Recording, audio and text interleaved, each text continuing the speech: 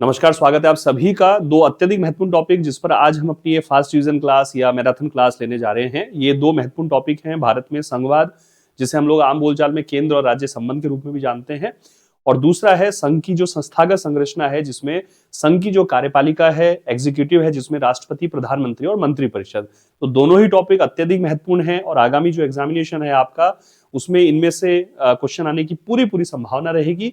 1.5-2 घंटे में ये क्लास हम करेंगे, तो फटाफट से हम जुड़ते हैं। और कल की तरह जो हमने 4-5 टॉपिक्स क्लास के लिए थे, आप क्रम समझ गए हैं किस प्रकार से मैं बात कर रहा हूं। और भले फास्ट डिवीजन है, लेकिन लगभग सभी चीजों को हम इसमें जो भी यहाँ टॉपिक्स के अंतर्गत होते हैं उन सभी को हम छूने की कोशिश कर रहे हैं, ताकि एग्जामिनेशन में हमारा ज्यादा स्कोर हम लोग कर सके। ठीक है, तो सबसे पहले मैं टॉपिक ले रहा हूं भारत में संघवाद। ध्यान से नोट्स बनाते चलिए और कमेंट भी करके बताइएगा इसमें और क्या क्या हम लोग बात कर रहे हैं, क्या क्या कर सकते हैं। ठीक है, कल भी मैंने क्लास में लाइव था आप लोगों के साथ, प्रीमियर जब किया था क्लास का। भारत में संघवाद है, इंग्लिश में इसको फेडरलिज्म इन इंडिया बोल देते हैं हम लोग। ठीक है, यहीं से हम शुरू कर रहे हैं। फेडरलिज्म की बात हम लोग करते हैं, यद्यपि फेडरलिज्म जो शब्द है वो कॉन्स्टिट्यूशन में नहीं दिया गया है। ठीक है, तो सबसे पहले तो एक क्वेश्चन ये आ जाता है, फेडरलिज्म जो है संविधान में शाब्दिक रूप से नहीं दिया गया है। ठीक है, संविधान में शाब्दिक रूप से नहीं दिया गया है, बावजूद इसके भारतीय संविधान की जो प्रकृति है, प्रकृति में ये तत्व मौजूद है। ठीक है, तो एक तो प्रश्न ये हो गया कि फेडरलिज्म जो है वो कॉन्स्टिट्यूशन में शाब्दिक रूप से नहीं दिया गया, बावजूद उसके फेडरलिज्म जो है वो भारतीय संविधान की प्रकृति को सूचित करता है। ठीक है, एक बात। अब दूसरी बात ये आती है कि ये जो फेडरलिज्म शब्द है, फेडरल जो शब्द है, फेडरलिज्म बोल लीजिए, फेडरेशन बोल लीजिए, संघवाद बोल लेते हैं, परिसंघ बोल लेते हैं, संघीय बोल लेते हैं, संघात्मक बोल लेते हैं। ठीक है, फेडरल जो शब्द है वो लैटिन भाषा के शब्द फोइडस से बना है। ये पूछ लेते हैं कई बार, लैटिन भाषा का शब्द फोइडस से, और फोइडस का अर्थ होता है संधि या समझौता, एक एग्रीमेंट या ट्रेटी की बात करता है ये। अब हम सभी जानते हैं कि कोई भी संधि या समझौता जब होता है तो उसके लिए मिनिमम 2 इकाइयों की जरूरत होती है। 2 या 2 से ज्यादा इकाइयां जब होंगी तभी कोई समझौता या तभी कोई संधि होगी। जैसे विवाह एक समझौता बताया जाता है ना, विवाह वैसे तो एक बहुत बड़ा संस्कार है, लेकिन समझौता बताते हैं तो 2 व्यक्तियों की जरूरत होती है, 2 परिवारों की जरूरत होती है ना। कोई व्यापार व्यवसाय करते हैं तो कम से कम 2 लोग तो चाहिए ना, अगर एग्रीमेंट कुछ करना है, पार्टनरशिप करनी है। तो 2 या 2 से ज्यादा इकाइयां, जिनको मैं इकाइयां बोल रहा हूं उनको हम प्रदेश बोलते हैं, प्रांत बोलते हैं। ठीक है ना, राज्य हम लोग बोल लेते हैं। तो ध्यान रखिए कि फोइडस का अर्थ संधि या समझौता। तो फेडरेशन का निर्माण करने के लिए क्या चीज जरूरी है वो देख लेते हैं हम। फेडरेशन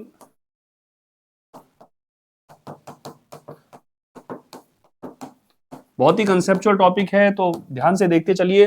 फेडरेशन का निर्माण करने के लिए 2 या ज्यादा इकाइयों की जरूरत। ठीक है, 2 या ज्यादा इकाइयों की जरूरत। और मैंने अभी कहा कि ये जो इकाइयां हैं, इनको मैं राज्य कह सकता हूं, इनको मैं प्रांत कह सकता हूं, इनको मैं प्रदेश कह सकता हूं। ब्रिटिश काल में इनको प्रांत कहा जाता था, जिसको आप लोग इंग्लिश में प्रोविंस भी बोलते हैं। उस समय जिनको प्रोविंस कहा जाता था, आज उनको हम स्टेट्स बोलते हैं। जैसे राजस्थान है, मध्य प्रदेश है, केरल है, तमिलनाडु है, उत्तर प्रदेश इत्यादि।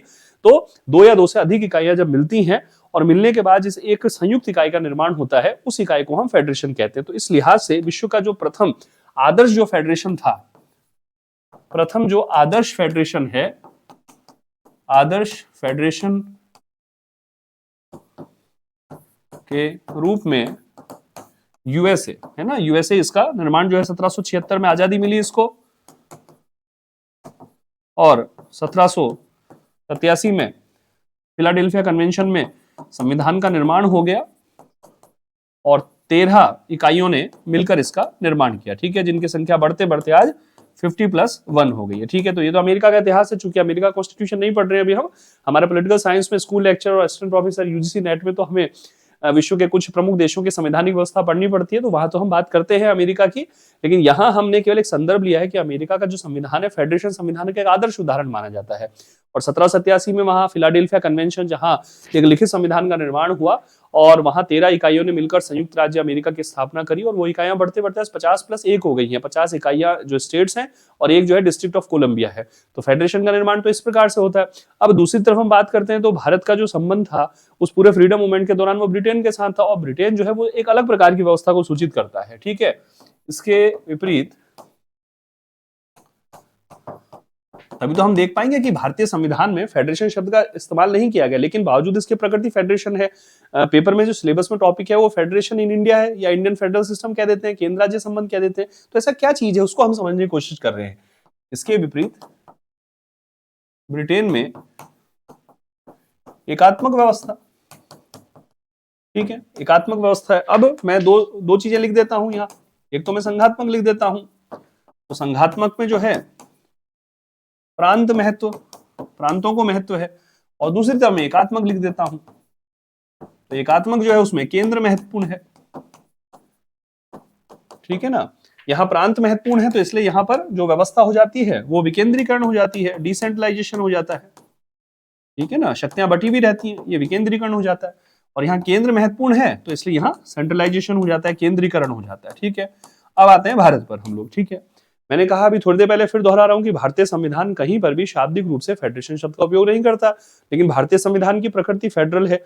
यद्यपि उसमें एकात्मक तत्व भी मौजूद है, अभी आगे अपन बात करेंगे। भारतीय संविधान के लक्षणों में एकात्मक और संघात्मक दोनों प्रकार के लक्षण मौजूद है, लेकिन हमने ना तो फेडरेशन शब्द का यूज किया, ना ही यूनिटरी शब्द का। इसको यूनिटरी बोल देते हैं इंग्लिश में, ठीक है, ये यूनिटरी है, तो इसका भी इस्तेमाल नहीं किया हमने तो साहब, ठीक है। तो हमारे लिए क्या है कि क्योंकि ब्रिटेन के साथ हमारा सरोकार चल रहा था और हम लगातार ये मांग कर रहे थे कि भारत की जो विविधता है, देखिए क्या होता है ना, जिन देशों में विविधता बहुत ज्यादा होती है, डाइवर्सिटी बहुत ज्यादा होती है, विशाल का क्षेत्रफल होता है, बहुत ज्यादा जनसंख्या होती है, विविध धर्म, जाति, क्षेत्र, भाषा, संस्कृति, निर्जातीयता के लोग जहां पर होते हैं, वहां सभी को कहीं ना कहीं राजनीतिक पहचान, राजनीतिक प्रतिनिधित्व की आवश्यकता होती है। और इसके लिए बहुत जरूरी हो जाता है कि एक ऐसा प्रकार की व्यवस्था की स्थापना की जाए जिसमें विकेंद्रीकरण को तवज्जो मिले। तो हम लगातार ये मांग कर रहे थे कि भारत में एक संघात्मक प्रकार की व्यवस्था की स्थापना की जाए। जैसे कल मैंने बात की थी नेहरू कमेटी रिपोर्ट की, तो नेहरू कमेटी में ये बात की गई थी कि भारत के लिए संघात्मक प्रकार की व्यवस्था का एस्टेब्लिशमेंट किया जाए। तो अंग्रेजों ने पहली बार 1935 का जो भारत शासन अधिनियम था, याद रखिएगा पेपर में क्वेश्चन आ जाता है कई बार, पहली बार जो है 1935 का जो अधिनियम है, अधिनियम ने पहली बार भारत के लिए संघीय शब्द है ना, एक फेडरल स्ट्रक्चर जो शब्द था उसको प्रस्तुत किया, फेडरल, ठीक है, पहली बार आ गया। अब इस फेडरेशन का निर्माण कैसे होता, तो अंग्रेजों ने शर्त रखी कि फेडरेशन का निर्माण करने के लिए कौन कौन काम करेंगे, एक तो प्रांत काम करेंगे और एक रियासतें काम करेंगी, ठीक है। और उन्होंने एक शर्त रख दी है ना, और उस समय के चीफ कमिश्नर क्षेत्र भी काम करेंगे। उस समय 5 चीफ कमिश्नर क्षेत्र थे, संविधान सभा के निर्माण होते होते तो 4 रह गए थे चीफ कमिश्नर क्षेत्र। तो उन्होंने कहा कि साहब जो 11 प्रांत हैं, उस समय 11 प्रांत थे और जो लगभग 600 के आसपास देशी रियासतें थी, कालांतर में 565 हो गई, तो 600 के करीब जो देशी रियासतें थी उसमें से आधी देशी रियासतें और 5 चीफ कमिश्नर क्षेत्र, यानी लगभग 300 से ज्यादा इकाइयां जब मिलेंगी तो एक फेडरेशन का निर्माण होगा, ठीक है। ध्यान रखिए जो बात मैं कह रहा हूं, 300 से अधिक इकाइयां जब मिलेंगी तो एक फेडरेशन का निर्माण होगा। अब दिक्कत यह है कि 1858 का अधिनियम, ठीक है, लिख रहा हूं यहां, रियासतें इस फेडरेशन में स्वेच्छा से मिलती तब इसका अस्तित्व प्रस्तुत होता, ठीक है ना। अब रियासतों की इच्छा नहीं है मिलने की, क्यों नहीं है वो भी देख लेते हैं। रियासतों की अनिच्छा ने जो फेडरल प्लान था उसको फेल कर दिया है ना। ये क्वेश्चन पूछ लेते हैं कई बार कि 1935 के अधिनियम का जो फेडरल प्लान था वो क्यों असफल हो गया, तो रियासतों की अनिच्छा से फेडरल प्लान जो है वो असफल हो गया। क्यों हो गया साहब, क्योंकि रियासतें जो हैं 1858 की विक्टोरिया घोषणा जो 1 नवंबर 1858 को हुई थी, 1857 की क्रांति के बाद 1858 का अधिनियम आया और 1 नवंबर 1858 को जो विक्टोरिया की घोषणा हुई थी, महारानी विक्टोरिया ब्रिटेन की, तो जो विक्टोरिया घोषणा के बाद अधिराजत्व है ना, इनको एक व्यवस्था मिली थी, अधिराजत्व, ध्यान दीजिए बहुत महत्वपूर्ण बात कह रहा हूं है ना, पैरामाउंटसी, ठीक है। रियासतें जो है 1858 की विक्टोरिया घोषणा के बाद अधिराजत्व पैरामाउंटसी प्राप्त थे। पैरामाउंटसी में क्या होता था कि जो आंतरिक प्रशासन है उसमें स्वायत्ता थी। पैरामाउंटसी में क्या था ये देख लेते हैं हम। पैरामाउंट सी, आंतरिक तो स्वायत्ता थी, स्वायत्ता का मतलब होता है अपने मामलों का निर्धारण करने की मैक्सिमम आजादी, ठीक है, यानी अपना जो राज्य प्रशासन में तो आंतरिक रूप से तो स्वायत्त थे, और दूसरी तरफ जो बाहरी प्रशासन है, बाहरी प्रशासन जैसे विदेश मामले, रक्षा मामले इत्यादि बाहरी प्रशासन अंग्रेजों पर निर्भरता थी। तो देशी राजे रजवाड़े जो हैं वो इस पैरामाउंट सी के साथ खुश थे, ठीक है, क्योंकि उनकी जिम्मेदारी जो है उसको आधा आधा बांट लिया गया था, तो उन्होंने रियासतों ने शामिल होने की इच्छा व्यक्त नहीं की। दूसरी बात यह थी कि अगर संघ में शामिल होते हैं, कल को डेमोक्रेसी आती है, तो ऐसी स्थिति में रियासतों का जो राजतंत्री साम्राज्य है वो तो समाप्त हो जाएगा, और राजतंत्र को खत्म करके लोकतंत्र क्यों लाना चाहेंगे? वो तो कुछ ही भाई राजे रजवाड़े कुछ ही थे जो कि डेमोक्रेसी से प्रेरित थे और डेमोक्रेसी लाना चाहते थे, अन्यथा तो भाई अपना शासन कौन खोना चाहेगा, सीधी सी बात है, ठीक है। तो इन स्थितियों के मद्देनजर 1935 का भारत शासन अधिनियम का जो फेडरल प्लान है वो फेल हो गया। अब भारत का संविधान निर्माण शुरू हुआ और 1946 में कैबिनेट मिशन योजना आई और उसमें कहा अखिल भारतीय संघ का निर्माण होगा, प्रांतों को उसमें महत्व दिया गया। अब यहां हमारे जो संविधान निर्माता उनकी दूरदर्शिता को प्रणाम किया जाए कि वो ये दूरदर्शी हैं, वो जानते हैं कि जो फेडरेशन देशी रियासतों के असहयोग के कारण अस्तित्व में नहीं आ सका, और अभी भी देशी राजे रजवाड़े 1946 में संविधान सभा के गठन जब हुआ तो उसके शुरुआती अधिवेशन में उपस्थित नहीं थे। मैंने कल भी बताया था कि तीसरे अधिवेशन में आकर तो देशी राजे रजवाड़े आने लगे थे, और उनसे तो वार्ता समिति अलग से गठित की गई थी, नरेंद्र मंडल की जो वार्ता समिति और संविधान सभा की वार्ता समिति ये आपस में विचार करती थी, तब देशी रियासत वाले जो है अपना प्रतिनिधित्व भेजते थे और वो भी मनोनयन के माध्यम से हो रहा था। तो ऐसी स्थिति में अगर इस बार भी वो शामिल नहीं होते हैं तो ये जो फेडरल प्लान है ये तो आकार ही नहीं ले सकेगा। तो अब क्या करें कि अमेरिका का जो फेडरल प्लान है और जो ब्रिटेन का एकात्मक प्लान है, इसके मध्य की कोई व्यवस्था को हम अपनाएं। इसलिए तो हम अपने संविधान की मौलिकता पर गर्व करते हैं साहब, कि हमारा संविधान इतना मौलिक है कि हमारे संविधान निर्माताओं ने कई जगहों पर एक मध्य मार्ग का अनुसरण किया, और मध्य मार्ग था देश की आवश्यकताओं के हिसाब से, मध्य मार्ग था देश में जिस प्रकार का वातावरण था उसको देखते हुए, देश की सफलता के लिहाज से, एक समावेशिता के लिहाज से, और उन्होंने जो है एक मध्य मार्ग का अनुसरण किया। और वो मध्य मार्ग क्या है हम यहां देखते हैं, मैंने यहां लिखा था, देखिए, ये जो संघात्मक और जो एकात्मक है इसका मध्य मार्ग हमने अपना लिया, इसका मध्यम मार्ग अपना लिया, और उस मध्यम मार्ग का जो नाम है वो है यूनियन। इस मध्यम मार्ग का जो नाम है वो है यूनियन, और ये कनाडा के संविधान से प्रेरित था, कनाडा से प्रेरित था ये, ठीक है, क्योंकि लगभग 60 देशों के संविधानों का हमने अध्ययन किया। बी एन राव साहब जो संविधान सभा के संवैधानिक सलाहकार थे, उनको प्रारूप संविधान बनाने का काम सौंपा गया था सबसे पहले, और उस स्थिति में उन्होंने 60 देशों के संविधानों के प्रारूप वगैरह इकट्ठे किए, उसका अध्ययन किया हमारी संविधान सभा के सदस्यों ने। तो साहब जो यूनियन की जो कॉन्सेप्ट थी वो कनाडा से प्रेरित, और यूनियन की कॉन्सेप्ट क्या कह रही थी कि प्रांतों से हम स्वायत्ता का तत्व, विकेंद्रीकरण का तत्व ले लेते हैं, और साथ ही एकात्मक से जो है हम कठोर केंद्र की व्यवस्था ले लेते हैं। तो हमारा जो यूनियन निर्मित हुआ, देखिए ध्यान दिए जो लाइन में कह रहा हूं, हमारा जो यूनियन निर्मित हुआ तो इसका परिणाम क्या निकला कि हमने अनुच्छेद 1 में इसकी घोषणा कर दी, ठीक है। अनुच्छेद 1 में कहा गया कि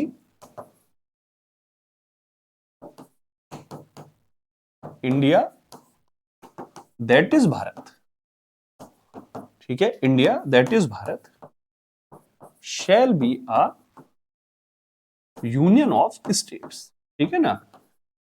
इंडिया जो कि भारत है, इंडिया अर्थात भारत, इंडिया जो कि भारत वह क्या होगा, राज्यों का एक संघ होगा, ठीक है साहब। इंडिया जो कि भारत है वो राज्यों का एक संघ होगा।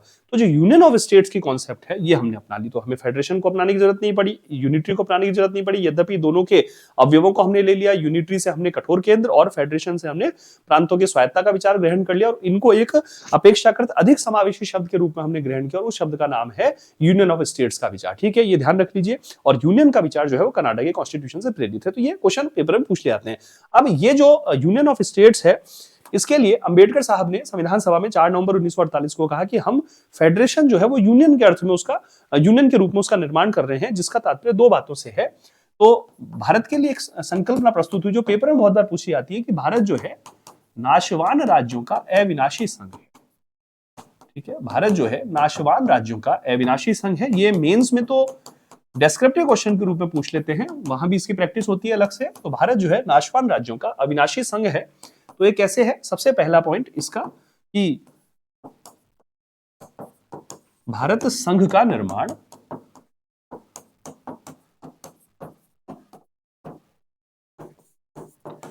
राज्यों के मध्य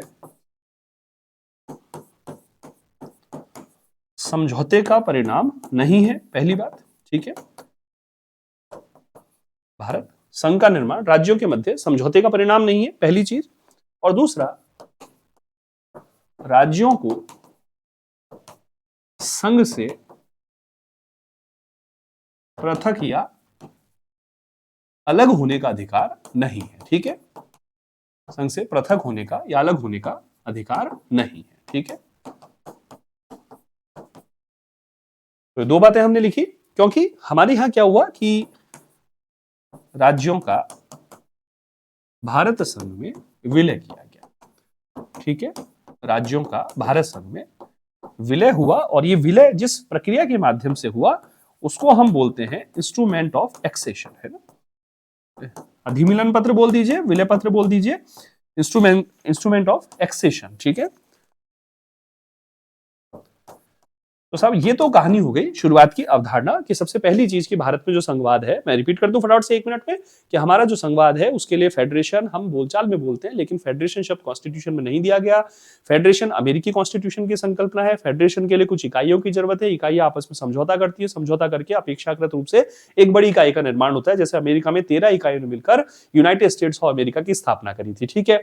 फिर आते हैं यूनिटरी कॉन्स्टिट्यूशन की तरफ। यूनिटरी वो व्यवस्था होती है जहां केंद्र अत्यधिक शक्तिशाली होता है, तो केंद्रीकरण वाली व्यवस्था एकात्मक और विकेंद्रीकरण वाली व्यवस्था संघात्मक हो जाती है। भारत में 1935 का जो भारत शासन अधिनियम था, वहां फेडरल शब्द पहली बार ब्रिटेन के द्वारा काम लाया गया था, लेकिन देशी रियासतों के जो असहयोगपूर्ण रवैया था उसकी वजह से फेडरल प्लान चूंकि अस्तित्व में नहीं आ सका था और भारत में मजबूत केंद्र और प्रांतीय स्वायत्तता के मध्य का एक मार्ग अपनाया जाना था, इसलिए हमने कनेडियन कॉन्स्टिट्यूशन से प्रेरित होकर यूनियन की अवधारणा अपनाई और आर्टिकल 1 में लिखा, India that is Bharat shall be union of states. India जो कि भारत है और राज्यों का एक संघ होगा। और ये जो कॉन्सेप्ट है इसका मतलब है कि भारत में राज्यों ने संघ का निर्माण नहीं किया, बल्कि भारत संघ की संकल्पना मौजूद है, राज्यों ने स्वयं का उसमें विलय किया, और ये विलय का जो काम है वो इंस्ट्रूमेंट ऑफ एक्सेशन के माध्यम से हुआ। तो कठोर केंद्र भी हमने अपना लिया और प्रांतों की स्वायत्ता भी हमने अपना ली। तो ये तो हो गई यूनियन की अवधारणा जो फेडरेशन जो संघात्मक व्यवस्था के लिए काम आती है। इसलिए आग्रह मेरा है कि जब भी आपके पेपर में संघ शब्द दे तो उसका इंग्लिश वर्जन जरूर देखिएगा, क्या वो फेडरेशन दे रहा है या वो यूनियन दे रहा है, क्योंकि दोनों का हिंदी अनुवाद जो है वो हम संघ के रूप में करते हैं ना, ध्यान रखिए। अब दूसरी बात यहां पर जो महत्वपूर्ण है वो है कि भारतीय संविधान में फेडरल लक्षण क्या क्या है। भारतीय संविधान में फेडरल लक्षण है ना, क्योंकि मिश्रण है ना दोनों का, मैं बता चुका हूं। तो फेडरल लक्षण क्या क्या है भारतीय संविधान में, वो हम देख लेते हैं। तो फेडरल लक्षण में सबसे पहला जो लक्षण है वो है लिखित, कठोर और सर्वोच्च संविधान, ठीक है, ध्यान रखिएगा। लिखित, कठोर एवं सर्वोच्च संविधान, ये तो हो गया पहला जो है इसकी कंडीशन। सेकंड हो गया शक्तियों का विभाजन, ठीक है, इसको अभी देखेंगे हम संघ सूची, राज्य सूची, समवर्ती सूची के रूप में। सेकंड हो गया शक्तियों का विभाजन, ठीक है। थर्ड पॉइंट हो गया स्वतंत्र और निष्पक्ष न्यायपालिका, केंद्र राज्य के विवादों का समाधान करने के लिए। इसलिए हमारा जो सर्वोच्च न्यायालय उसकी संकल्पना 1935 के भारत शासन अधिनियम के फेडरल कोर्ट से ली गई है। अभी सुप्रीम कोर्ट भी कराऊंगा ना मैं फास्ट डिवीजन में, तब देखेंगे हम लोग स्वतंत्र और सर्वोच्च न्यायपालिका, ठीक है। नाम तो मैंने फास्ट डिवीजन रखा है, लेकिन लगभग सारी ही चीजें पढ़ा रहा हूं, बस थोड़ा सा तेजी के साथ, है ना, ध्यान रखिए। तो इसमें जो है शक्तियों का विभाजन हो गया, स्वतंत्र और सर्वोच्च न्यायपालिका हो गई, और फोर्थ पॉइंट हो गया कि केंद्र में राज्यों के सदन के रूप में राज्यसभा का निर्माण, ठीक है, ध्यान रखिए, ये संसद में बताऊंगा इसके बारे में मैं। और पांचवा बिंदु हो गया दोहरे प्रकार की राज व्यवस्था, एक संघ की और दूसरी राज्यों की, ठीक है। तो दोहरे प्रकार की राज व्यवस्था, इसको आप आम बोलचाल में केंद्र और राज्य के नाम से भी जानते हैं, ठीक है। इसको आम बोलचाल में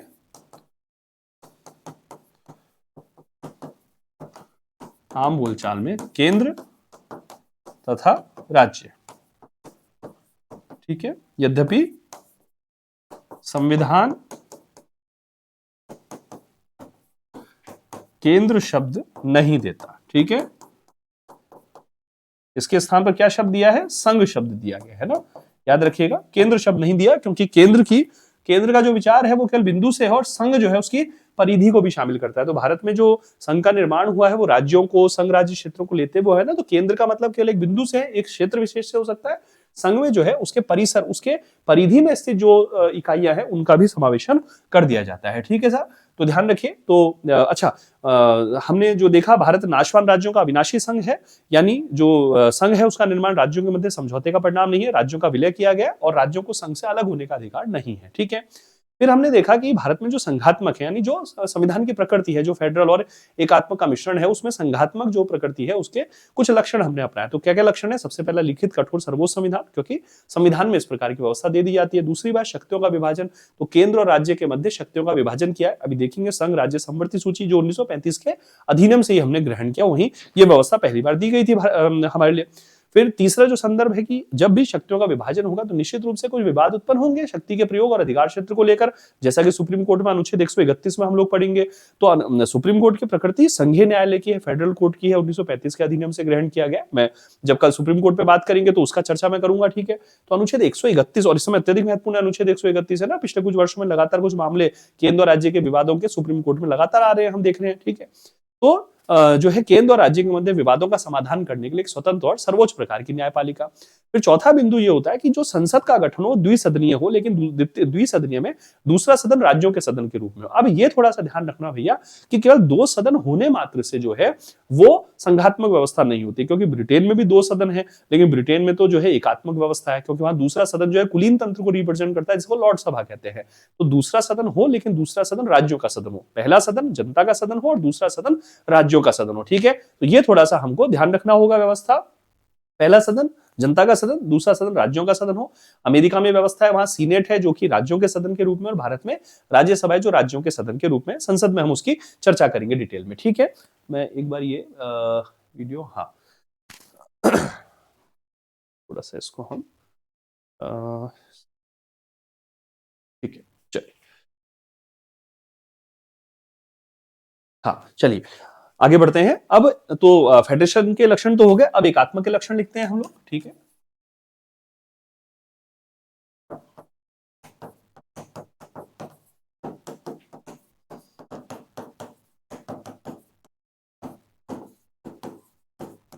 भारतीय संविधान में एकात्मक लक्षण। ठीक है, तो एकात्मक लक्षण में सबसे पहला बिंदु हम क्या लिख रहे हैं? वो हम लिख रहे हैं कि जो शक्तियों का वितरण है वो केंद्र के पक्ष में,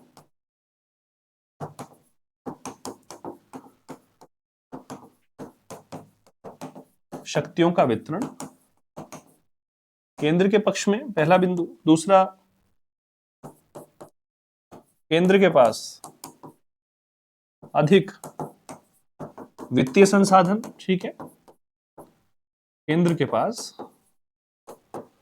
अधिक वित्तीय संसाधन। ठीक है, और थर्ड बिंदु आता है राज्य सूची पर संसद की शक्ति। ठीक है, राज्य सूची पर संसद की शक्ति। फिर फोर्थ बिंदु आता है इसमें कि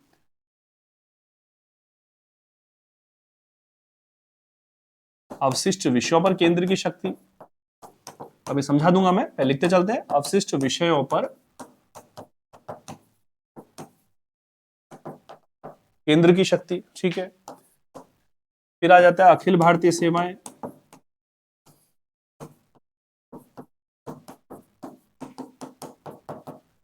फिर आ जाता है राज्यपाल का पद।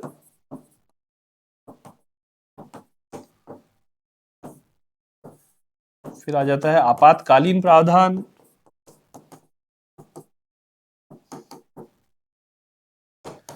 फिर आ जाता है एकीकृत लेखा परीक्षण। ठीक है, और फिर आ जाता है एकीकृत निर्वाचन तंत्र या चुनावी तंत्र, और इकहरी या एकल नागरिकता।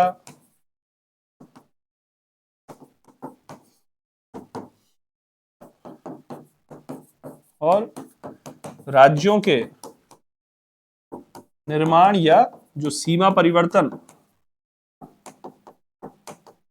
पर संसद की शक्ति। और एक बिंदु और लिख लेते हैं साहब, ठीक है ना, पेपर में आ जाएंगे भैया, बढ़िया रहेगा। ठीक है, संविधान संशोधन पर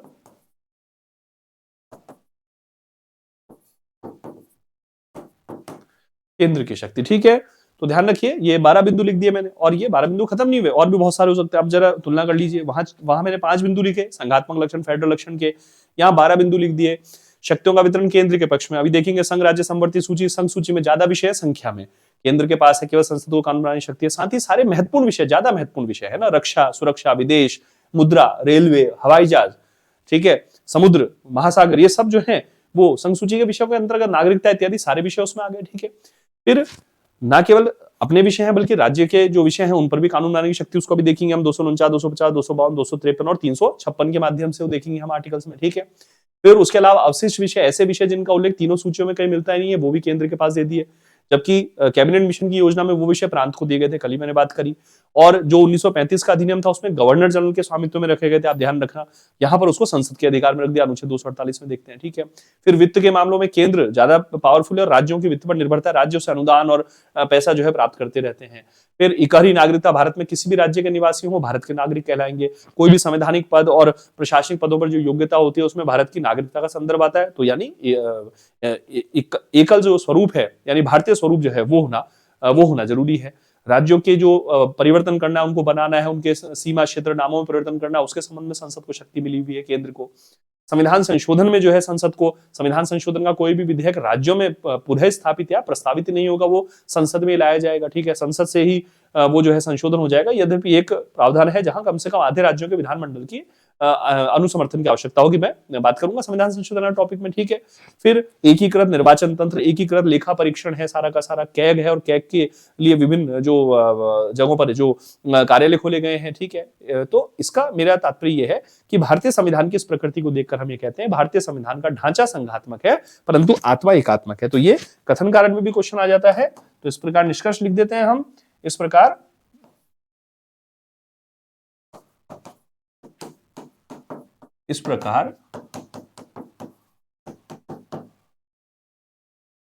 भारतीय संविधान का ढांचा जो है वो संघात्मक, लेकिन जो आत्मा है वो एकात्मक है ना, ध्यान रखिए। ठीक है, इसलिए जो केसी विहर है ना, केसी विहर ने इसे अर्धसंघ का नाम दिया, अर्धसंघ। यद्यपि ये मान्यता सही नहीं है, अर्धसंघ तो मतलब हो गया कि कोई भी चीज में पूरी नहीं है, ऐसा नहीं है। हमारे पास संघात्मक के भी पूरे लक्षण, एकात्मक के भी पूरे लक्षण, तो अर्धसंघ कहना सही नहीं, लेकिन पेपर के लिहाज से ध्यान रखिए केसी वियर जो संघवाद के बड़े विचारक हुए, विश्लेषक हुए, वो इसको काजी फेडरल बोलते हैं, अर्धसंघ कहते हैं। अलेक्जेंड्रोविच जो एक और बड़े विश्लेषक हैं वो कहते हैं कि भाई भारतीय संविधान में फेडरेशन शब्द लिख दिया जाना चाहिए। ठीक है, तो ये कुछ चीजें थी। तो सबसे पहले हमने जो बातें करी ध्यान रखिए, फेडरेशन का पूरा ऐतिहासिक संदर्भ मैंने लिया और उसकी अवधारणा ली है, फिर उसके लक्षण ले लिए। अब आते हैं हम कि भारतीय संविधान में जो फेडरल लक्षण है वो कहां दिए गए, यानी केंद्र राज्य संबंध। ठीक है, फेडरेशन का मतलब क्या हो गया, केंद्र और राज्य संबंधों से। ठीक है, तो केंद्र और राज्य जो संबंध है इसको हम देख लेते हैं। तो भारतीय संविधान के अंतर्गत भाग 11 तथा भाग 12, ठीक है, और भाग 12 जो है उसका टाइटल है संघ राज्य संबंध। ठीक है, संघ तथा राज्य संबंध, और इसमें दो प्रकार के संबंधों की व्यवस्था की गई है, एक संबंध है विधायी और दूसरे प्रकार के संबंध है प्रशासनिक। ठीक है, और जो भाग 12 है इसका टाइटल तो अलग है, वित्त संपत्ति, भागों के नाम याद रख लीजिएगा, पेपर में पूछ लिए जाते हैं। ठीक है, वित्त संपत्ति, संविदाएं और वाद, लेकिन इसे लोकप्रिय रूप में वित्तीय संबंध बोलते हैं। ठीक है, तो अगर पेपर में क्वेश्चन आ जाता है भारतीय संविधान जो है केंद्र और राज्य के मध्य किस किस प्रकार के संबंधों को प्रस्तुत करता है, शाब्दिक रूप से तो विधायी और प्रशासनिक है, लेकिन वित्तीय संबंध भी उसमें अंतर्निहित माने जाते हैं, भाग 11 और भाग 12। ठीक है, अब जो भाग 11 है उसको हम लेते हैं, तो अनुच्छेद 245 से अनुच्छेद 255 तक तो विधायी संबंध हो गए साहब। ठीक है, और अनुच्छेद 256 से अनुच्छेद 263 तक जो है प्रशासनिक संबंध है। ये युग्म जो है समूह पूछ लिया जाता है। मैं एक बार देखता हूं, क्लियर तो दिख रहा है ना, हाँ बिल्कुल क्लियर दिख रहा है। ठीक है, अच्छा, फिर जो है भाग जो 12 है वो अनुच्छेद 264 से और अनुच्छेद 300 ए तक का उसमें समावेशन होता है। ठीक है, आर्टिकल 264 से लेकर के और आर्टिकल 300 तक उसका समावेशन होता है। ठीक है, 300 ए तक, 300 ए तक, 300 कै तक उसका समावेशन होता है। अब यहां हम बात करते हैं सबसे पहले विधायी संबंध की।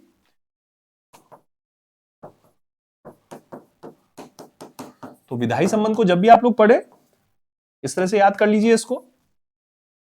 एक तो अनुच्छेद 245 संसद तथा राज्य विधान मंडल की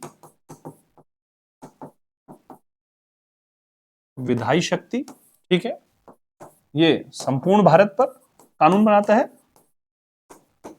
और ये संबंधित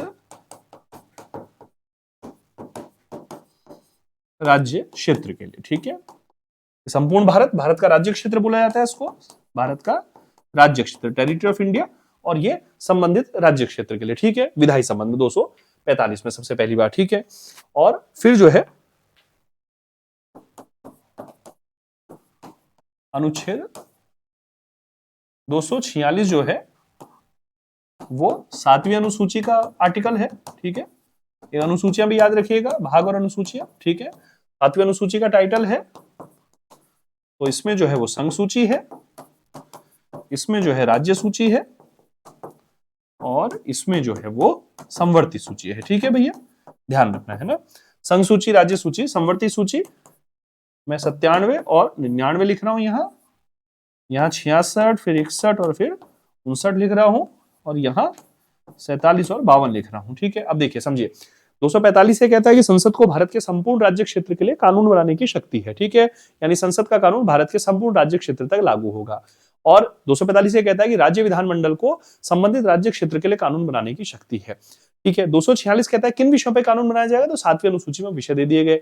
संघ सूची में मूल रूप से 97 विषय रखे गए थे, फिर कालांतर में परिवर्तन हुआ, और अभी 101वां संविधान संशोधन 2016 में जीएसटी को लेकर जो हुआ, उसके बाद विषयों की जो संख्या जब देखते हैं तो 99 हो गई है। ठीक है, यद्यपि आखिरी प्रविष्टि 97। तो पेपर में अगर क्वेश्चन आ जाए तो थोड़ा सा देख लीजिएगा उसकी लैंग्वेज किस प्रकार, क्योंकि कई बार डिस्प्यूटेड क्वेश्चन हो जाता है। ठीक है, संघ सूची में विषयों की सूची में अंतिम प्रविष्टि 97 ही है अभी भी, है ना, जो बीच में कुछ विषय जोड़े, कुछ घटाए गए, 100 तक हो गए थे वो संख्या में। ठीक है, प्रविष्टि संख्या अंतिम अभी भी 97 है, विषयों की संख्या 100 तक हो गई थी, अभी वो 99 हो गए 101वें संशोधन के बाद। ठीक है, दूसरा हम देखते हैं राज्य सूची, जिसमें 66 विषय थे, फिर 5 विषय जो है उसे 42वें संशोधन से, जैसे न्याय प्रशासन है, जनसंख्या नियंत्रण, परिवार नियोजन है, बाट और माप है, वन है, वन्य जीव और पशु पक्षियों का संरक्षण है, ये जो ऐसे विषय थे 5 विषय, ये संवर्ती सूची में चले गए 1976 में।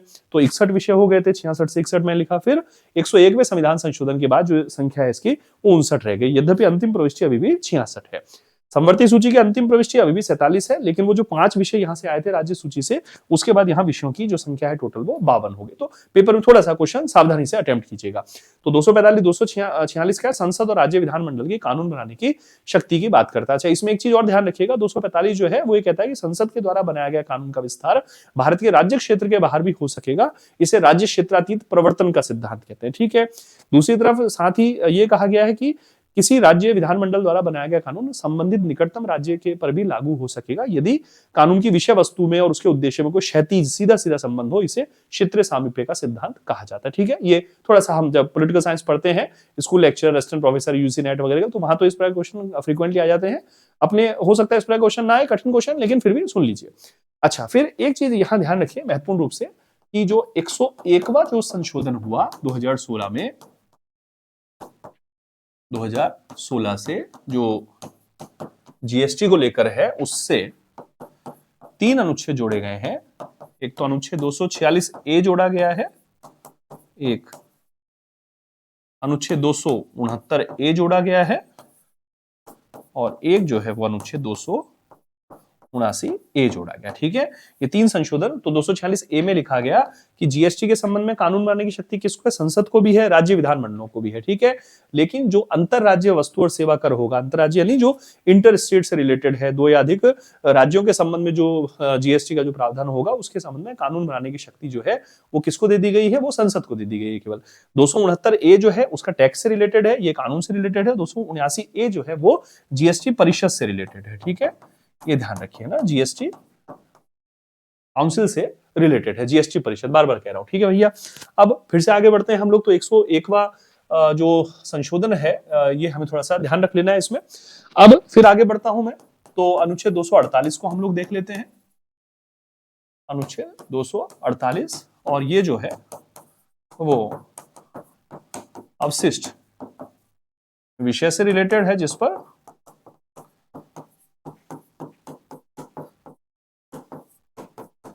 संसद को विधि बनाने की शक्ति है। अवशिष्ट विषय वो होते हैं जो कि तीनों सूचियों में नहीं दिए गए। ठीक है, अवशिष्ट विषय का मतलब है ऐसे विषय जो कि तीनों सूचियों में नहीं दिए गए हैं, तो वो उन विषयों पर संसद को कानून बनाने की शक्ति है। ठीक है, आर्टिकल 248 हो गया। ठीक है, और फिर जो है अनुच्छेद 254। अच्छा, एक चीज ध्यान रख लीजिए, राज्य सूची पर राज्य विधानमंडल कानून बनाता है, समवर्ती सूची पर संसद और राज्य विधानमंडल दोनों को कानून बनाने की शक्ति है। ठीक है, अब 254 ये कहता है कि समवर्ती सूची पर कानून के संबंध में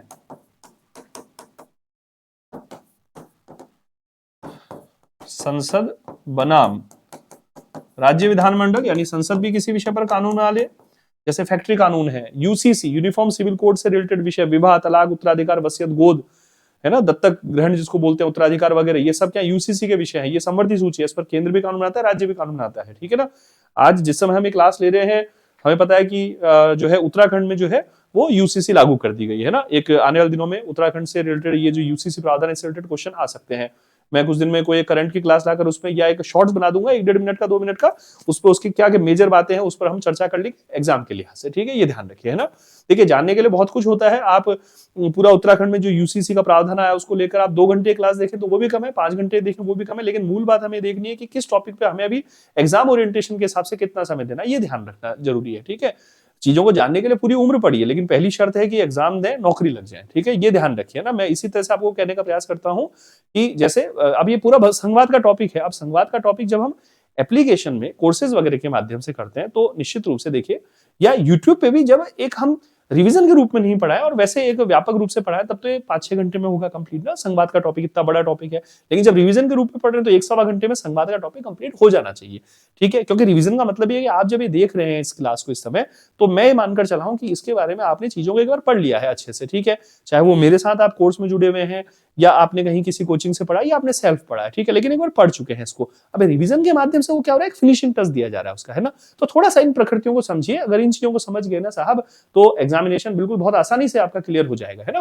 तो 254 क्या कहता है, समवर्ती सूची पर कानून के संबंध में संसद बनाम राज्य विधानमंडल, ठीक है ना, ध्यान रखिए, कानून के संबंध में संसद बनाम और राज्य विधानमंडल, और इसमें जो है संसद जो है वो प्राथमिक होगी, संसद बनाम राज्य विधानमंडल में।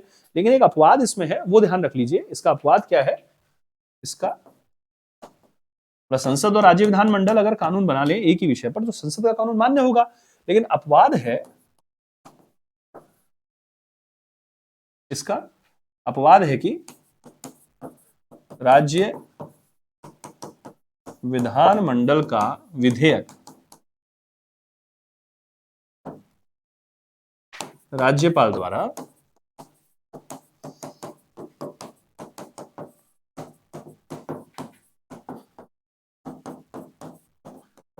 राष्ट्रपति की अनुमति के लिए आरक्षित हो, और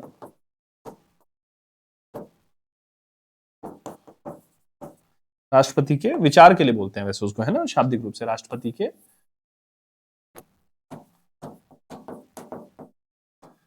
विचार के लिए आरक्षित हो और राष्ट्रपति से अनुमति मिल जाए। ठीक है, तो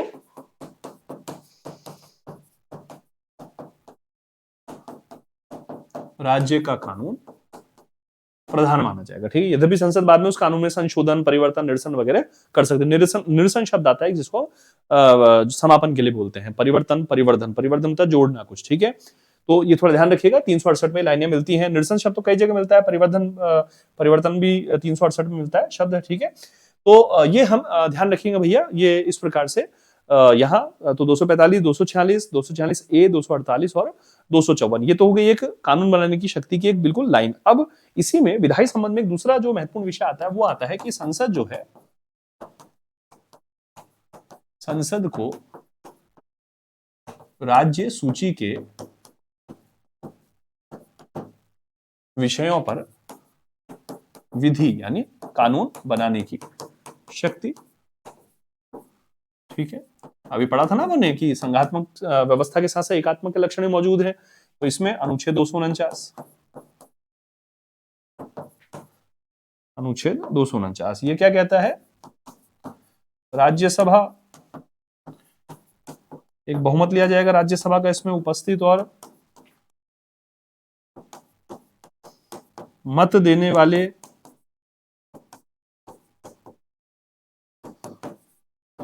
सदस्यों का 2/3 बहुमत। ठीक है, और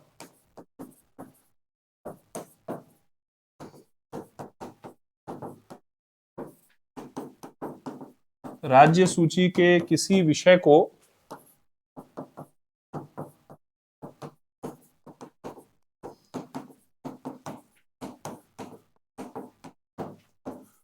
राष्ट्रीय महत्व का घोषित करना।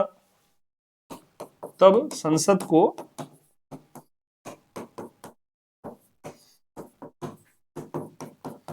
एक वर्ष के लिए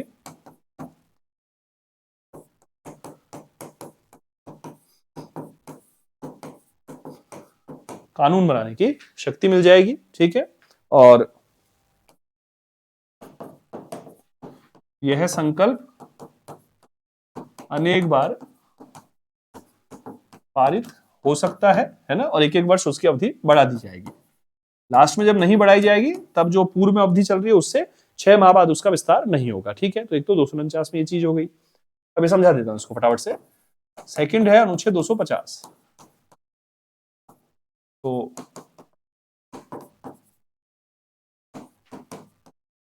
जिस समय राष्ट्रीय आपातकाल लगा हो, यानी अनुच्छेद 352, तो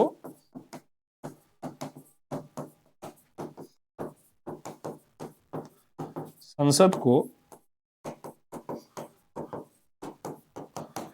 राज्य सूची के विषयों पर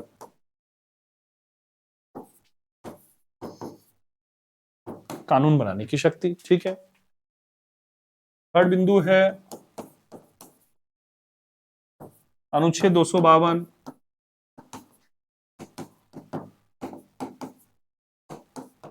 दो या ज्यादा राज्यों के विधानमंडलों के संकल्प से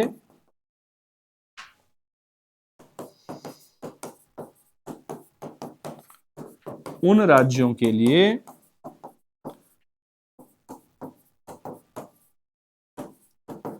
राज्य सूची के किसी विषय पर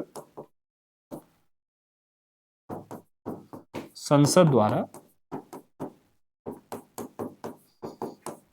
कानून निर्माण। ठीक है, फिर दो आर्टिकल और लिख के समझा देता हूं। अनुच्छेद 253, अंतरराष्ट्रीय संधि, कोई समझौते, कोई अभिसमय, कन्वेंशन बोलते हैं इनको। ठीक है, को लागू करने हेतु संसद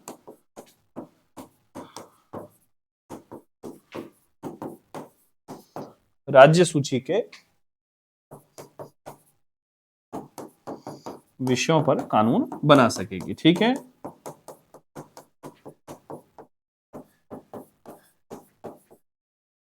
याद रखिए जो लाइन में कह रहा हूं। ठीक है, तो संसद को राज्य सूची के विषय पर कानून बनाने की शक्ति मिलती है। कैसे कैसे फटाफट से समझते हैं। 249, यदि किसी समय राज्यसभा को लगता है, क्योंकि राज्यों का सदन है राज्यसभा, उसको लगता है कि कोई ऐसा विषय है जिसे राष्ट्रीय महत्व घोषित किया जाए, मान लीजिए स्वास्थ्य का कोई विषय है, लोक व्यवस्था का कोई विषय है, पुलिस प्रशासन का कोई विषय है, ठीक है, भूमि से रिलेटेड कोई विषय है, कृषि से रिलेटेड कोई विषय है, कोई ऐसी स्थिति हो सकती है, ठीक है, तो वो राज्यसभा उपस्थित और मतदान करने वाले सदस्यों के 2/3 बहुमत से राज्य सूची के किसी विषय को राष्ट्रीय महत्व घोषित कर देगी। संसद कानून बनाएगी उस पर 1 वर्ष के लिए। बार बार राज्यसभा ऐसा प्रस्ताव, ऐसा संकल्प जो है वो पारित कर सकती है। प्रस्ताव और संकल्प में एक डिफरेंस होता है, ये मैं कभी 1 मिनट के शॉर्ट्स में आपको बता दूंगा। संसद में इसको पढ़ते हैं ना, प्रस्ताव और संकल्प। प्रस्ताव को इंग्लिश में मोशन बोलते हैं, संकल्प को जो है रिजोल्यूशन बोलते हैं। दोनों में डिफरेंस होता है ना, याद रखिएगा, प्रस्ताव और संकल्प में। फिर तो यहाँ संकल्प शब्द है। दूसरी बात है 250, तो आर्टिकल 352 राष्ट्रीय आपातकाल जब लागू होता है तो राष्ट्रीय आपातकाल लागू होने पर संसद को राज्य सूची के विषयों पर कानून बनाने की शक्ति मिलती है। आपातकाल अलग से देख लेंगे हम फास्ट रिवीजन में, फाइनल रिवीजन में, तो उस समय हम इसकी बात कर लेंगे आपातकाल की। तीसरा है 252, 2 या अधिक राज्यों के विधानमंडल यदि इस प्रकार का एक संकल्प पारित करते हैं तो उन राज्यों के लिए राज्य सूची किसी विषय पर जो वो सौंपते हैं संसद को कानून बनाने की शक्ति मिल जाती है। 253 होता है अंतर्राष्ट्रीय संधि समझौते इत्यादि को लागू करने के लिए। जैसे अब WTO के अंतर्गत कृषि पर कोई हमने, भारत सरकार ने समझौते पर सहमति जताई है, तो कृषि तो राज्य सूची का विषय है, लेकिन उस अंतर्राष्ट्रीय समझौते को लागू करने के लिए वो जो विषय आएगा राज्य सूची का, उस पर कानून बनाने की शक्ति संसद को मिल जाएगी, ठीक है। फिर इसके अलावा अनुच्छेद 356 और आता है ना, अनुच्छेद 356।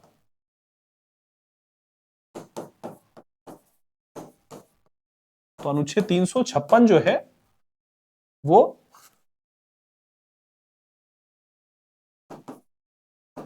राज्य में जो है वो संवैधानिक तंत्र की विफलता से रिलेटेड है, ठीक है। राज्य में संवैधानिक तंत्र की विफलता, जिसे आम बोलचाल में हम राष्ट्रपति शासन बोलते हैं। तो वहां भी किसी राज्य में अगर राष्ट्रपति शासन लग गया है, संवैधानिक तंत्र की विफलता, तो उस राज्य के संबंध में राज्य सूची के विषय पर संसद कानून बनाती है। तो साहब ये आर्टिकल विधायी संबंध के हमने ले लिए 245, 246, 246A, 248, 254, फिर 249, 250, 252, 253 और एक 356 जो हमने आपातकाल वाले प्रावधान से लिए। तो विधायी संबंध हो गए, यानी संसद की कानून बनाने की शक्ति और राज्य की कानून बनाने की शक्ति। एक चीज याद रखना, राज्य विधानमंडल शब्द बोल रहा हूं तो राज्य विधानमंडल ही होना चाहिए। राज्य विधानसभा बोले तो विधानसभा, राज्य विधान परिषद बोले तो विधान परिषद, क्योंकि आर्टिकल 168 में हम लिखते हैं प्रत्येक राज्य के लिए राज्य विधानमंडल जो 1 या 2 सदनों और राज्यपाल से मिलकर बनेगा। जहां 2 सदन होंगे वहां विधानसभा और विधान परिषद, जहां 1 सदन वहां विधानसभा। तो विधानमंडल शब्द अलग हो गया, विधानसभा शब्द अलग हो गया, विधान परिषद शब्द अलग हो गया। मैंने यहाँ विधानमंडल शब्द लिखा, याद रखना, ठीक है। अब साहब आगे चलते हैं प्रशासनिक संबंधों पे, है ना। कॉन्स्टिट्यूशन की छोटी छोटी मगर मोटी बातें हैं, ठीक है, ध्यान रखिए। शक्तिमान सीरियल आता था पहले, उसमें शक्तिमान जो है वो हर एपिसोड के बाद यही बोलते थे कि छोटी छोटी मगर मोटी बातें, है ना। वो कुछ कुछ समझाते रहते थे, कुछ अच्छे जो है आदतों के बारे में बताते रहते थे। बहुत लोकप्रिय सीरियल था उस समय, ठीक है। हमारे जो है जब हम स्कूली और कॉलेज जीवन वाले थे, स्कूली जीवन के, तब का सीरियल है। आप में से कुछ ने जरूर देखा होगा उस समय, है ना, और बाकी लोगों ने तो नहीं देखा होगा, ठीक है। अब आजकल तो यूट्यूब पे अवेलेबल रहता है, देख सकते हैं, है ना। खैर अनिवार्य नहीं है देखना, ठीक है, इच्छा हो तो देख सकते हैं। तो प्रशासनिक संबंध जो है वो हम तो 245 से 255 हो गए थे, अब 256 से 263 तक है, ठीक है। इसमें देख लेते हैं अनुच्छेद 256 और अनुच्छेद 257। तो प्रशासनिक निर्देश, इसको बोलते हैं प्रशासनिक निर्देश वाले अनुच्छेद, ठीक है। तो केंद्र के द्वारा राज्यों को प्रशासनिक निर्देश दिए जाते हैं, ठीक है, याद रखिए। अनुच्छेद 256 क्या कहता है कि प्रत्येक राज्य अपनी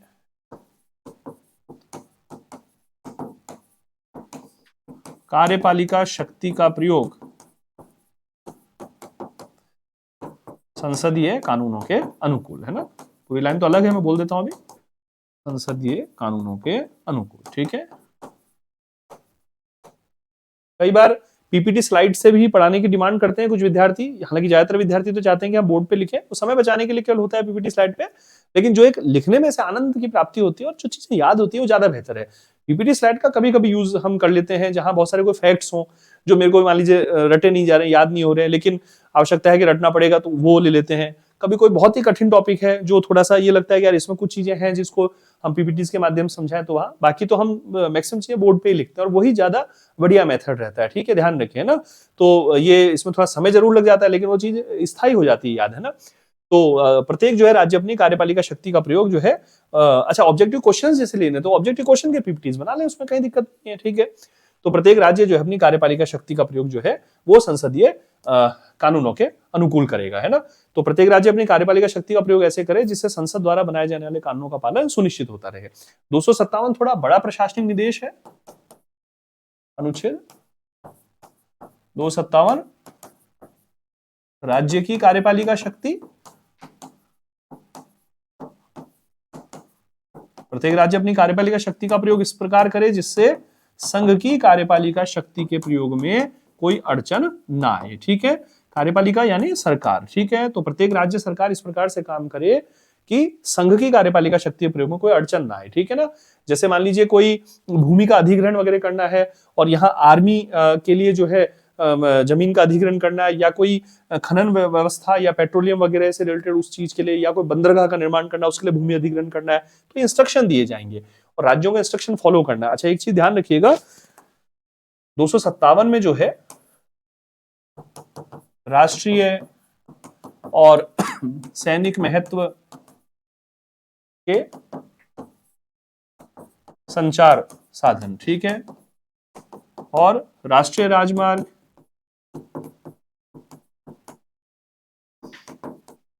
और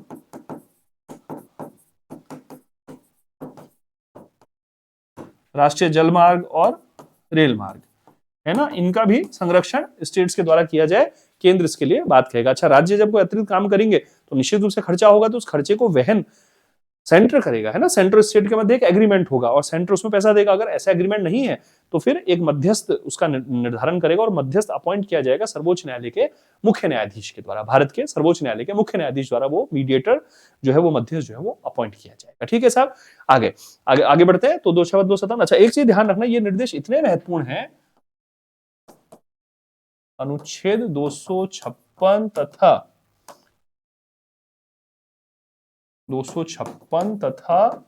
257 के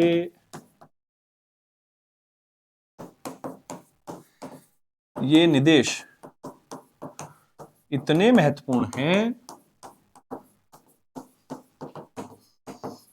इतने महत्वपूर्ण हैं कि इनका राज्य द्वारा पालन ना करने पर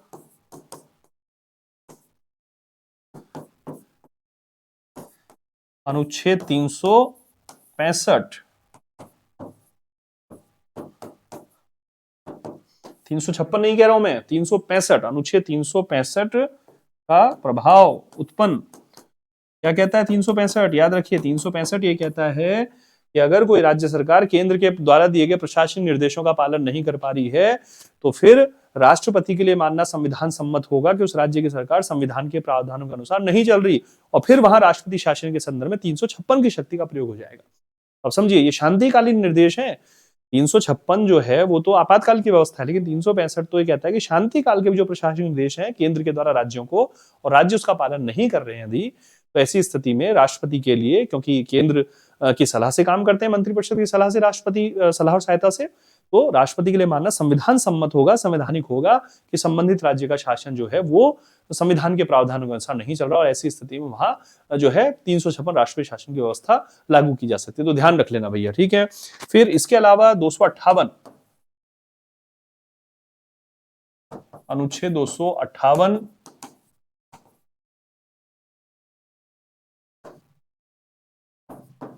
संघ का कार्य राज्य सरकार को सौंपना, राष्ट्रपति द्वारा सौंपा जाता है, ठीक है, राज्य सरकार की अनुमति से, सहमति से राज्य सरकार को सौंपना, और अनुच्छेद 258 ए जो 7वें संशोधन से जोड़ा गया, ठीक है, 258 ए 7वें संशोधन से जोड़ा गया, है ना।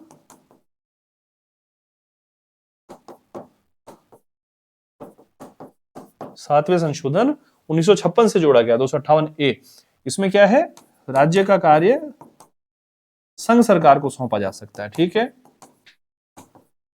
संघ सरकार को सौंपना है ना, याद रखिएगा, ठीक है। अब प्रशासनिक संबंध में दो और महत्वपूर्ण आर्टिकल हम लेते हैं। एक है अनुच्छेद 262, जो कि भारत में केंद्र राज्य संबंध या राज्यों राज्यों के संबंध में विवाद का कारण भी, विवाद के संदर्भ में भी जाना जाता है, वो है अंतर राज्य नदी जल विवाद, नदी जल विवाद। तो इसके लिए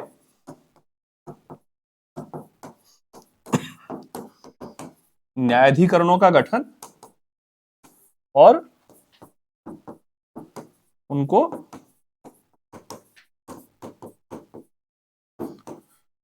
न्यायालय के क्षेत्राधिकार से बाहर किया जा सकेगा, ठीक है भैया। तो ऐसा कृष्णा, कावेरी, गोदावरी, नर्मदा, ये ऐसे न्यायाधिकरण गठित किए। कावेरी नदी जल विवाद तो बहुत ज्यादा चर्चित रहा, क्योंकि उसमें सुप्रीम कोर्ट की शक्ति भी काम आई। और देखिए, आप समझिए, इसमें न्यायालय की शक्ति का मना किया गया 262 में, लेकिन वहां सर्वोच्च न्यायालय ने अपनी शक्ति का उपयोग किया। वो कैसे किया, वो अपन सर्वोच्च न्यायालय वाले टॉपिक में पढ़ेंगे, ठीक है। थोड़ा इंटरेस्ट तो बना रहना चाहिए ना, सस्पेंस, तभी तो आप जुड़े रहते हैं। मैं एक आग्रह चाहूंगा कि एक तो पढ़ाई की, अपन सारा टॉपिक पढ़ाई के ही लाते हैं, सारी चीजें मैं पढ़ाई की ही लेकर आता हूँ, ठीक है। अभी तक 250 प्लस वीडियो मेरे चैनल पर है, पॉलिटिजन पे, आप सभी का चैनल है ही हमारा, तो 250 से ज्यादा वीडियोस हैं। और मेरे को लगता है कि मुश्किल से 10 वीडियो भी प्रचार के नहीं होंगे इसमें, 10 वीडियो भी, है ना। तो कितने सारे वीडियोस, कितना सारा इसमें बताया है, polity, political science, international relations, current affairs, कितना सारी चीजें दे रखी हैं, ठीक है। तो कृपा करके देखा कीजिए, पूरा देखा कीजिए, और लाइक शेयर सब्सक्राइब जरूर किया कीजिए, ठीक है ना। क्योंकि मैं कई बार देखता हूं कि इतना सारी चीजें देने के बाद भी कई बार मेरे जो वीडियोस हैं उनमें बहुत ज्यादा व्यूज नहीं आते। मानव मन है ना, तो वैसे तो मैं ऐसे तो संतुष्टिजनक रहता है मेरा नेचर कि ठीक है, आ जाएंगे व्यू, आ जाएंगे, ठीक है, एक व्यू आए, चाहे 1 लाख है, चाहे 1000 है, कोई बात नहीं। लेकिन कभी कभी थोड़ा सा संतोष आता है, वो स्वाभाविक बात है, देखिए, ठीक है ना। लगता है कि यार इतनी सारी मेहनत कर रहे हैं, इतना है, और फिर भी जो है क्यों व्यूज जो है वो कम आते हैं, थोड़ा सा कई बार ऐसा मंथन करने को मन करता है। लेकिन ठीक है, कोई बात नहीं, तो आप तो पढ़िए अच्छे से, है ना। तो अंतर्राज्यीय नदी जल विवाद जो है वो न्यायाधिकरणों का गठन है। और सबसे बड़ी बात, जैसे टेलीग्राम पे करीब शायद 7-8 हजार बच्चे तो टेलीग्राम पे जुड़े हुए हैं, लेकिन मैं देखता हूँ कि टेलीग्राम के विद्यार्थी सारे के सारे इन क्लासेस को नहीं देखते, जबकि इतना डीप, इतना डिटेल में जो है मैं समझाने का प्रयास करता हूँ, है ना। जबकि बहुत सारे विद्यार्थी एप्लीकेशन पे, करीब मेरे हिसाब से 20,000 के आसपास जो है एप्लीकेशन जो है डाउनलोड हो चुकी है मेरे हिसाब से, और करीब 8-10 हजार के आसपास शायद विद्यार्थी एप्लीकेशन पे सेवरल कोर्सेज में जो है वो जुड़े हुए हैं। और इतने पिछले 20 वर्षों में, चलिए 20 वर्षों में तो जितने विद्यार्थी पढ़े उनमें से कईयों की नौकरी लग गई होगी, बहुतों की नौकरी लग गई, घर बार बस गया, व्यापार व्यवसाय खुल गया होगा। लेकिन अभी पिछले 4-5 वर्षों में कई हजार विद्यार्थी पढ़ा दिए होंगे, 2-3 वर्षों में कई सैकड़ों विद्यार्थी पढ़ा दिए होंगे, ठीक ना। तो थोड़ा सा मुझे लगता है जुड़ना चाहिए, है ना। खैर कोई बात नहीं, वो जुड़ेंगे धीरे धीरे सभी, और आप जो जुड़े हुए हैं उनका सभी का आभार है ना। तो अंतर्राज्यीय नदी जल विवाद जो है 262 जो है, ये न्यायाधिकरणों का गठन है, और न्यायालय के क्षेत्राधिकार से जो है इनको बाहर रखा गया है। ये बहुत महत्वपूर्ण विवाद है कि भारत में राज्यों के संबंधों के संदर्भ में, जैसे मैंने कहा, कृष्णा, कावेरी, गोदावरी, नर्मदा के जो विवाद हैं, और खासकर कावेरी नदी जल विवाद जो है वो अत्यधिक महत्वपूर्ण है, ठीक है। और फिर जो है इसमें अनुच्छेद 263, आर्टिकल 263, तो ये कहता है अंतरराज्यीय परिषद। तो ये क्या करती है, केंद्र राज्य समन्वय करने के लिए, है ना, केंद्र राज्य संबंधों में समन्वय,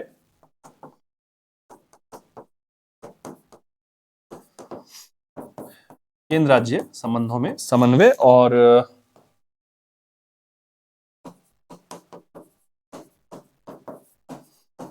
राष्ट्रपति के आदेश से गठन, और पीएम जो है वो इसके पदेन अध्यक्ष होते हैं। और 1990 में जो है वो अंतर्राज्यीय परिषद का गठन हो चुका है। 1990 में इसका गठन जो है वो हो चुका है, ठीक है भैया, ध्यान रखिएगा। तो ये हो गया प्रशासनिक संबंधों के अंतर्गत।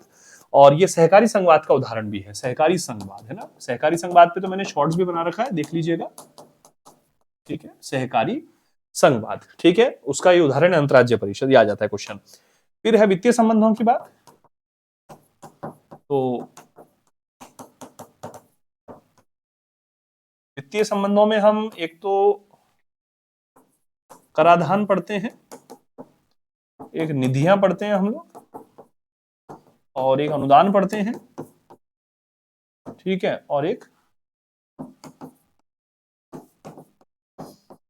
राजकोषीय संघवाद है ना। तो राजकोषीय संघवाद के लिए हम दो चीजों को देख लेते हैं, तो वित्त आयोग को देख लेते हैं और एक हम जीएसटी परिषद को देखते हैं, ठीक है, ये ध्यान रखिएगा, है ना। तो अब समझने का प्रयास कीजिए। कराधान जो है वो एक तो आर्टिकल 265, चलिए मैं नेक्स्ट पेज पे ले लेता हूं इसको। कराधान के संबंध में आर्टिकल 265 है, जो कहता है कि भारत में कोई कर विधि के प्राधिकार से ही अधिरोपित और संग्रहित किया जाएगा। विधि का प्राधिकार, विधि का प्राधिकार है कानून बनाकर, है ना, मतलब सरकार के आदेश से कर नहीं लगाया जाता है, कानून बनाकर कर लगाया जाएगा। विधि के प्राधिकार कर का अधिरोपण, आरोपण बोल दीजिए, अधिरोपण कह लीजिए, इम्पोज यानी कर लगाना, अधिरोपण तथा संग्रहण, ठीक है भैया। तो एक तो हो गया ये चीज, है ना, 265 में। फिर अनुच्छेद 268 से और अनुच्छेद 279 तक कराधान वितरण, है ना, ये देखने को मिलता है। इसमें कई प्रकार की कैटेगरीज दी गई है। कुछ कर जो सेंटर लगाएगा, स्टेट और सेंटर के मध्य बांट दिए, कुछ कर सेंटर लगाएगा, स्टेट वसूलेंगे, कुछ कर जो है स्टेट वसूलेंगे और अपने पास से रख लेंगे। इस प्रकार से एक वितरण दिया गया है 268 से 279। ये प्रावधान इतना महत्वपूर्ण है, 268 से 279 इतने महत्वपूर्ण कि राष्ट्रीय आपातकाल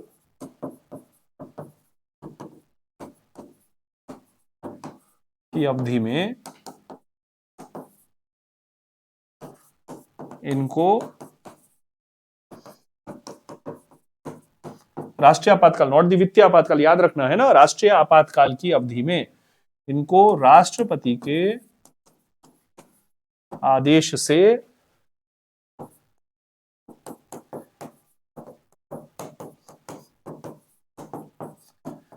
निलंबित किया जा सकता है, ठीक है। यद्यपि ऐसा प्रत्येक आदेश जो है वो संसद के सम्मुख रखा जाएगा, है ना। ये जो प्रावधान है, ये अनुच्छेद 352 तो राष्ट्रीय आपातकाल लगाता है, और उसका जो प्रभाव है वो अनुच्छेद 354 के माध्यम से यहाँ जो है प्रस्तुत होगा, ठीक है। ध्यान रख लीजिए, आपातकाल किस में पढ़ते हैं इसको, वित्तीय आपातकाल में नहीं है, ठीक है। ध्यान रखना, जो बात कर रहा हूं इतना महत्वपूर्ण है। तो पहला तो एक तो चीज हो गई कराधान की बातें, दूसरा हो गया निधियां। तो निधियां हम देखते हैं, एक तो है संचित निधि, ठीक है, संचित निधि और लोक लेखे, ठीक है, कंटीजेंसी अमाउंट, कंटीजेंसी अकाउंट और कंटीजेंसी फंड और पब्लिक अकाउंट, और दूसरा है आकस्मिक निधियां, आकस्मिक निधि, ये 266 में है, ठीक है। भारत का जितना भी पैसा आएगा भारत सरकार का, ये सब संचित निधि में आता है। भारत का राज्यों का जो पैसा है, राज्यों की संचित निधि 266 में है। लोक लेखा, ठीक है, तो पैसा किससे आता है, टैक्स के माध्यम से आता है, ऋणों के माध्यम से, और जो ऋण दिया उस पर ब्याज के माध्यम से, मोटा मोटा ये अमाउंट होता है। और ये बजट पेश होगा जब आप देखिएगा उस समय, ठीक है, इकोनॉमिक्स वाले जो अपने कोई क्लासेस हैं वो देखिएगा। और लोक लेखा होता है जैसे वेतन भत्ते हैं, कोई बचत है, ये प्रोविडेंट फंड वगैरह है, इंश्योरेंस का पैसा है, वो सब लोक लेखे के माध्यम से। आकस्मिक निधि जो है वो अनुच्छेद 267 के माध्यम से आती है, ठीक है। इसको थोड़ा सा मैं यहां ना समझाकर, हम पार्लियामेंट जब समझेंगे उस समय हम बात करेंगे इसको, बजट की जब प्रक्रिया पढ़ेंगे ना उस समय इसकी हम चर्चा करेंगे, संचित निधि और इसकी। तो अभी तो अकल आर्टिकल इसके याद रख लीजिए आप, कल ही हम बात करेंगे संसद की बजट प्रक्रिया की। तो अनुच्छेद 266 संचित निधि लोक लेखे और अनुच्छेद 267 आकस्मिक निधि, इसमें संघ की भी आकस्मिक निधि और राज्यों की भी आकस्मिक निधियां, ठीक है, तो ये ध्यान रखिए, है ना। अच्छा, फिर अनुदानों की बात होती है। अनुदान है तो अनुदान भी जो है 3 प्रकार के हैं, यहाँ 6 प्रकार के अनुदान हम बजट में पढ़ेंगे, वो 115 और 116 में आएंगे, है ना। आर्टिकल 115 116 में अनुपूरक, अतिरिक्त और अधिक अनुदान, और लेखा अनुदान, प्रत्यानुदान और अपवाद अनुदान, वो अलग चीज है, ये अनुदान अलग है। एक तो अनुच्छेद 273 में आ जाएगा, और एक अनुच्छेद 275 में आ जाएगा, और एक अनुच्छेद 282 में आ जाएगा, है ना। 273 में जो अनुदान है वो 10 वर्ष के लिए रखा गया था जूट उत्पाद, है ना, निर्यात शुल्क के स्थान पर। ठीक है, कुछ राज्यों को संरक्षण देने के संदर्भ में रखा गया था, इसमें पश्चिम बंगाल आ गया, बिहार आ गया,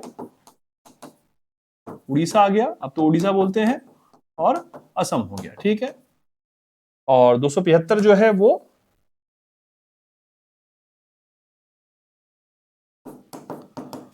ये वित्त आयोग की सिफारिश पर चला जाता है, इसे विधिक अनुदान भी बोल देते हैं। अनुसूचित क्षेत्रों के उत्थान, जनजातियों के कल्याण और कुछ राज्यों को ये अनुदान दिए जाते हैं ना, जो शेड्यूल्ड एरिया हैं और जो अनुसूचित क्षेत्र हैं, और उनका प्रशासन और जनजातियों के कल्याण के संदर्भ में ये जो वित्त आयोग की सिफारिश पर यह अनुदान दिया जाता है ना, इसको विधिक अनुदान भी बोल देते हैं। और ये जो 282 वाला है ये विवेकाधीन है, ये पहले योजना आयोग की सिफारिश पर दिया जाता था। ये उन राज्यों को भी देते हैं जिनके सामने कोई कानून नहीं बनाया गया, तो पहले योजना आयोग की सिफारिश पर इसको दिया जाता था। ठीक है भैया, ये ध्यान रख लेना, है ना। और इसके अलावा एक अनुच्छेद 292 को देख लीजिए। ठीक है, 292 292 भारत सरकार द्वारा उधार या ऋण लेना। तो भारत सरकार जो अपनी जो प्रतिभूति होती है, साख होती है, उस पर ऋण ले सकती है, भारत के राज्य क्षेत्र के भीतर ले सकती है और भारत के राज्य क्षेत्र के बाहर से ले सकती है। ठीक है, ये ध्यान रखिए, है ना। और 293 जो है वो राज्य सरकार का है, अनुच्छेद 293 राज्य सरकार द्वारा ऋण। ठीक है, उधार राज्य सरकार केवल भारत के राज्य क्षेत्र के भीतर ले सकती है, भारत सरकार भारत के राज्य क्षेत्र के भीतर भी ले सकती है और राज्य क्षेत्र के बाहर से भी ले सकती है भारत सरकार। ठीक है, तो ये कुछ महत्वपूर्ण जो है प्रावधान है, ये हमें थोड़ा सा ध्यान रख लेने होंगे। ठीक है, अब इसका जो समापन सेगमेंट है संवाद वाले टॉपिक का, वो ये है कि केंद्र और राज्य संबंधों में कुछ विवाद हैं और कुछ विवाद के समाधान तंत्र हैं। ठीक है, तो ये अपन देख लेते हैं एक बार। भारत में संघ और राज्य संबंधों में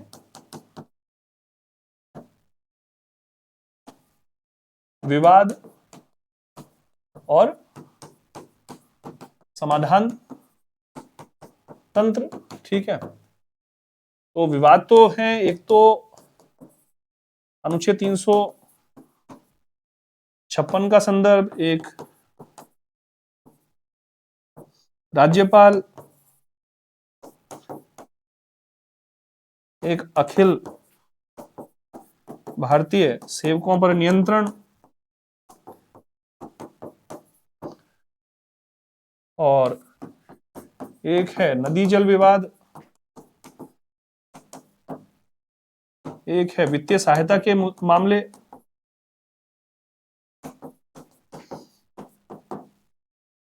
ठीक है, एक है केंद्र तथा राज्यों की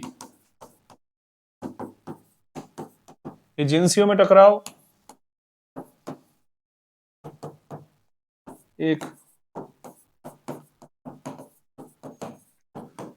केंद्र के कानूनों का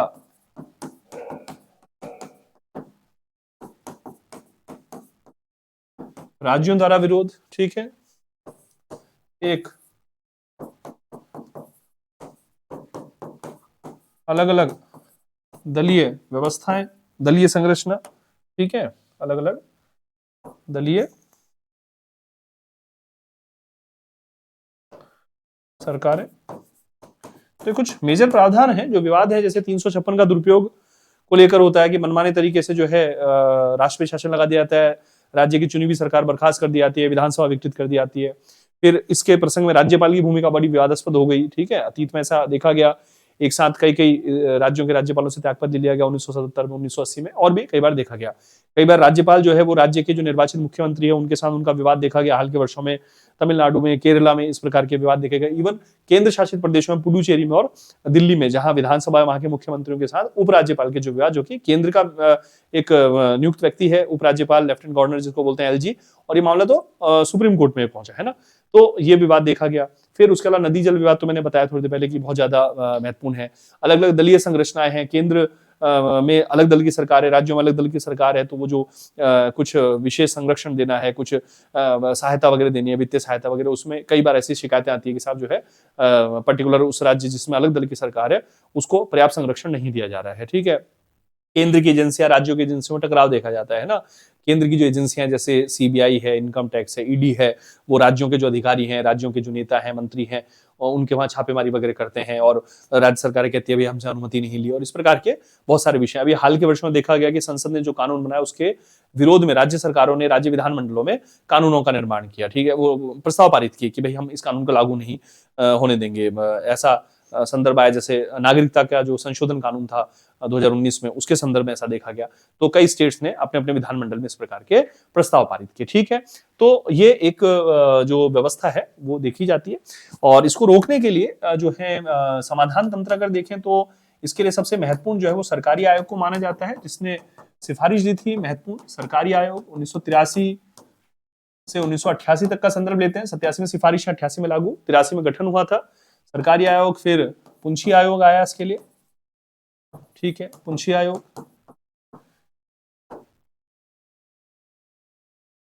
फिर इसके अलावा राज्य पुनर्गठन आयोग, जिसको हम फजल अली आयोग भी बोलते हैं, जिसने 16 राज्य और 3 केंद्र शासित प्रदेशों की सिफारिश की थी। राज्य पुनर्गठन, फजल अली आयोग। ठीक है ना, राज्य अधिक स्वायत्तता की मांग करते हैं, उस समय पुनर्गठन की मांग की गई। फिर क्षेत्रीय परिषदों की व्यवस्था, क्षेत्रीय परिषदें 1956 में, पूर्व पश्चिम उत्तर दक्षिण मध्य 5 क्षेत्रीय परिषदें, गृह मंत्री इसकी अध्यक्षता करते हैं। 1971 के अधिनियम के माध्यम से 1972 में उत्तर पूर्वी क्षेत्रीय परिषद का गठन भी किया गया। ठीक है, और फिर जो है नीति आयोग की व्यवस्था, पहले योजना आयोग था, कालांतर में नीति आयोग की स्थापना की गई है। ठीक है, तो नीति आयोग का गठन है। सहकारी संवाद, प्रतिस्पर्धा मूलक सहकारी संवाद इसको बोलते हैं। ठीक है, तो ये कुछ महत्वपूर्ण जो है तंत्र स्थापित किए गए, और साथ ही इसके आधार पर भारत में संवाद के कुछ प्रतिमान भी प्रस्तुत हुए हैं। ठीक है, तो इतना देख लीजिए इनको। डेस्क्रिप्टिव पेपर में तो काफी इनको डिटेल में हमें देखना पड़ता है, ऑब्जेक्टिव पेपर में हम इतना भी अगर इसको पढ़ लेंगे तो हमारे लिए काफी महत्व इसका रहेगा।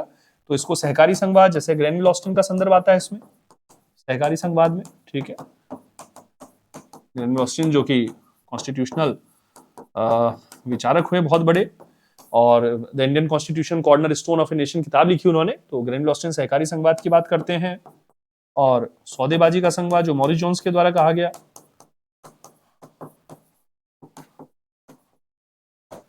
सौदेबाजी का संवाद है ना।